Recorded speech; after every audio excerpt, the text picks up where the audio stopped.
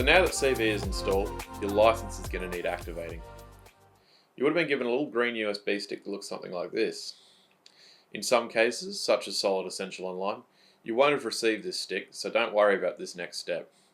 If you have received it, however, find a USB slot in your computer, one where you can keep it plugged in at all times, especially when using CV, as it will be required at any time that you open Cabinet Vision. Find that slot and then plug it in. So next we can click on our Cabinet Vision icon that has been created on the desktop. You'll then be presented with the license wizard on the screen. We'll select our standalone on the right hand side of the screen to set up your license.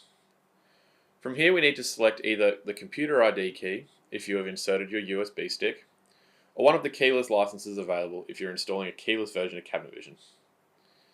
Again, that's only for our Solid Essential Online users, or if that's been discussed with you specifically. Once you've done that, go ahead and click Install. You would have received a document that looks something like this. This contains what we call your server code. You'll now see on the License Installation Wizard the appropriate box where you can type this in. Once you've typed it in, we'll just click Install. Once this is complete, you'll now see a screen letting you know that your license and Cabinet Vision is now ready to use. You'll now be able to click on the desktop icon for Cabinet Vision and it will open the program.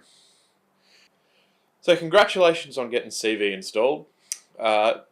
Take the time, do this process slowly, go over it a few times if you need to.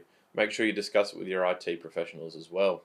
Spending the time to make sure this is done well, it's just going to ensure that you have a nice foundation for everything that we do moving forward and that you're not going to have any stability issues within the software. Once you feel confident, try out your own install and of course move on to your first quiz and see how much you've learnt about the installing of Cabinet Vision.